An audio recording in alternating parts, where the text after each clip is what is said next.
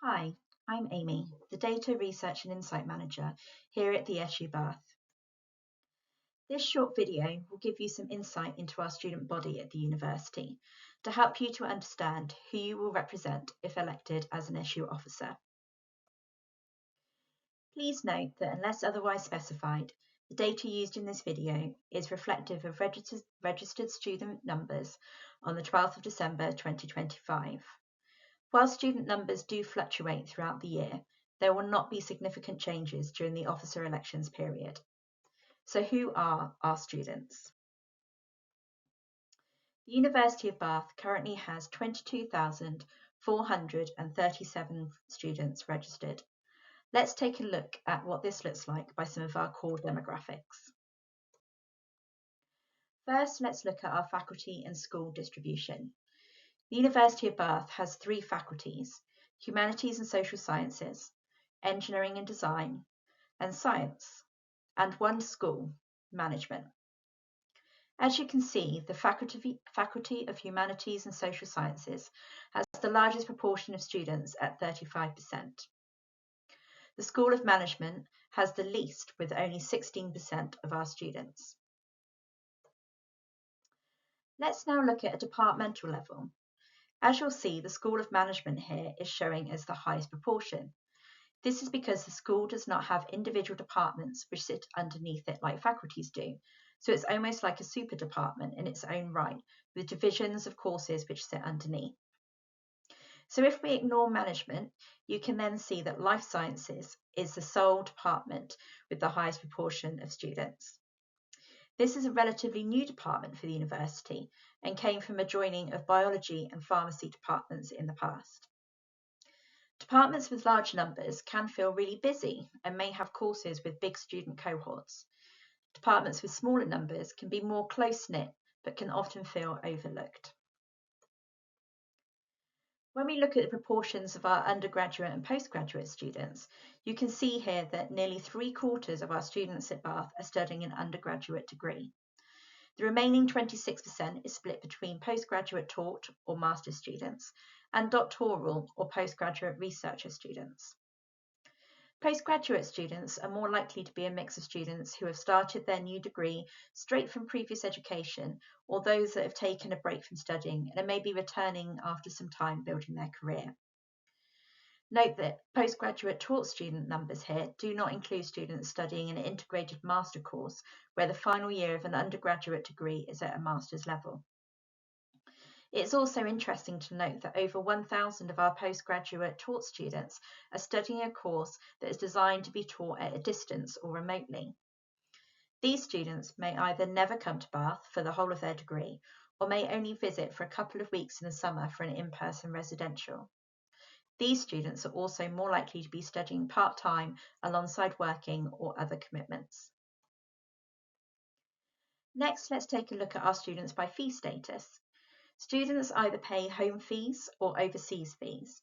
You may also hear overseas fee payers being referred to as international students.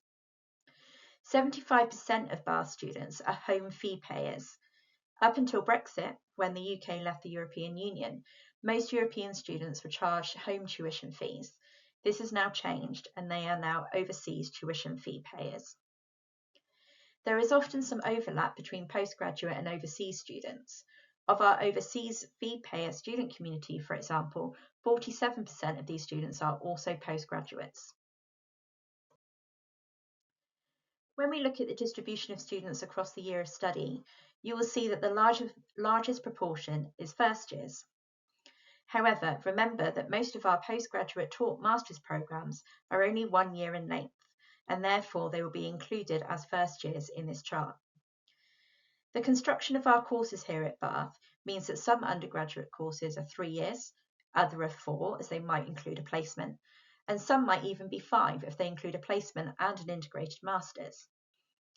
There are a small number of students who have been studying on their current course for 6 years or more. These are often distance learning part-time postgraduate students whose courses tend to be more flexible and allow for more spreading of learning over a longer period. Let's look at gender and age.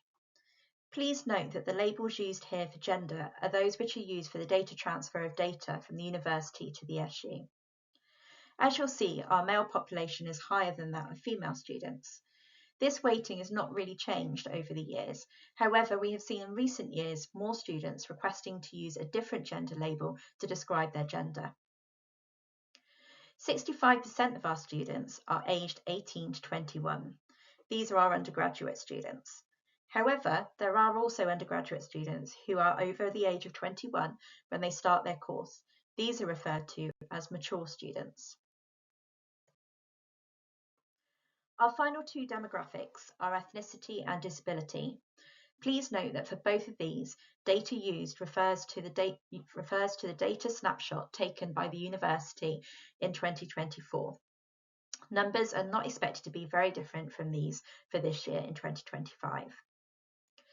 Within ethnicity numbers, you can see that 36% of our students are from an ethnic minority group. Interestingly, just over half of students in this group are overseas fee payers.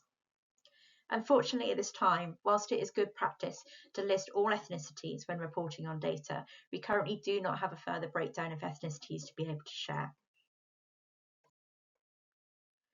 Our final demographic is disability. Students choose whether to disclose a disability or not to the university. Therefore, this data is based on the number of students who have disclosed, and therefore real numbers might be higher. Currently, 17% of students, over 3,500, have disclosed a disability to the university. Within this, there will be a large range of disabilities and differences, including physical, sensory, mental health, long-term health conditions, and neurodiversity. We have seen increases in recent years of these numbers, likely due in part to students feeling more confident in disclosing their disability to the university to access support. This has given you a very quick overview of our student body. However, the reality is that students do not sit neatly under one label and will have a lot of intersectionality between different demographics. No two students are the same, and all students bring with them different experiences, backgrounds, and journeys with them to university. In addition to the demographics, students differ in how they engage with the SU. This will take lots of different forms, from those who follow us on social media or look at our website and read our emails, to those who use our spaces, attend events, or join groups. Then there are student leaders and volunteers, those who vote in elections, and those who take up higher leadership roles, such as exec members or summit members.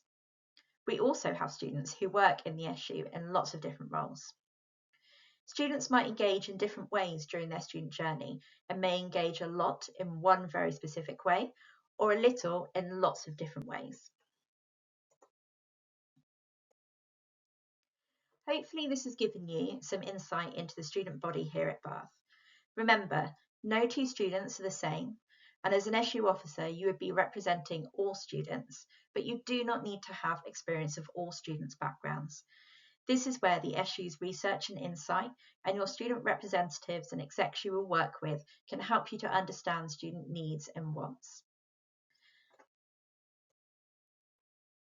Thank you. And if you do decide to run to be an SU officer in the upcoming elections, good luck.